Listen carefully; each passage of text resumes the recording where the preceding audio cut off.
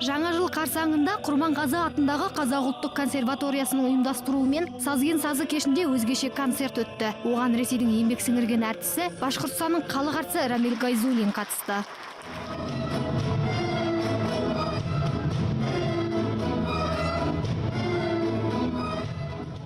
Қазақстан дегенде бірінші есіме қазақ халқының ұлттық өнері түседі деген әнші қазақстандықтарды жаңа жылмен құттықтап, жылы лебізін де білдірді.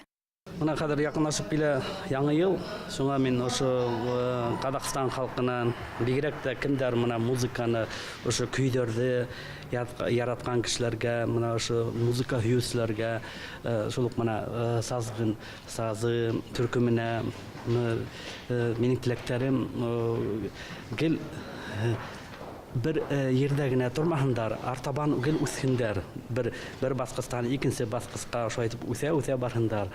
Hem şu tileklerim şu bizim Қазақстан, Россия Федерациясы, Башқұртстан, başqa көп ilder gel dus болып yaşayık.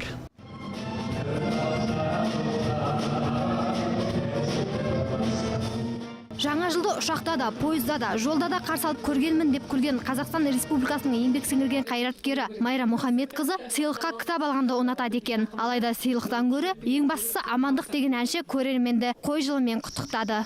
Енді барша қазақстандықтарға жаңа жылдарыңыз құтты болсын. Келе жатқан жаңа жыл баршаңызға жақсылығымен келсін.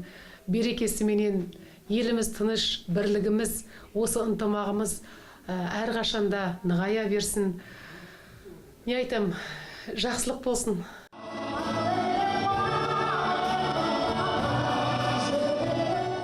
Ал бірнеше жылдан бері ешқандай кештерге, тойларға қатыспаған, отбасының қасында көгілдір экраннан өзі түскен жаңа жылдық бағдарламаларды тамашалаумен қарсы алатын әнші Тамара Асар бұл жолы да отбасымен бірге қарсы алмақ. Сондай-ақ алдағы уақытта өнерсүйер ағайын үшін жаңа әндер дайындап жатқанын айтқан әнші жаңа жылдық жақсы тілек білдіруді де ұмытқан жоқ.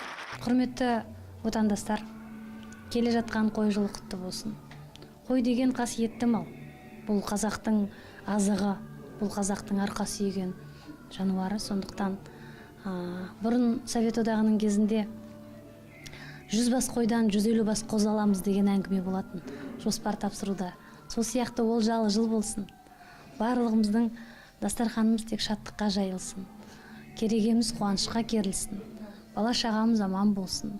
Ең басты олжамыз біздің тәуелсіздігіміз мәңгі болсын. Бейбітшілігіміз мәңгі болсын. Ұйқымыз тыныш болсын.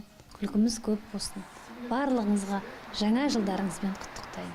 Сонымен әне-міне келіп қалған жаңа жылда әр әнші өзінше ерекше қарсы алуға тырысады. Ең бастысы халықтың амандығы деген өнер адамдары қашанда көрерменмен бірге бола бермек. Кіріп келе жатқан 2015 жаңа қой жылы құтты болып, қой жылы тоқтық жылы болсын деп біз де тілекке тілек қосамыз. Ақбота Мұсабекқызы, Сергей Шуйский, Қазақ Ньюс, Алматы.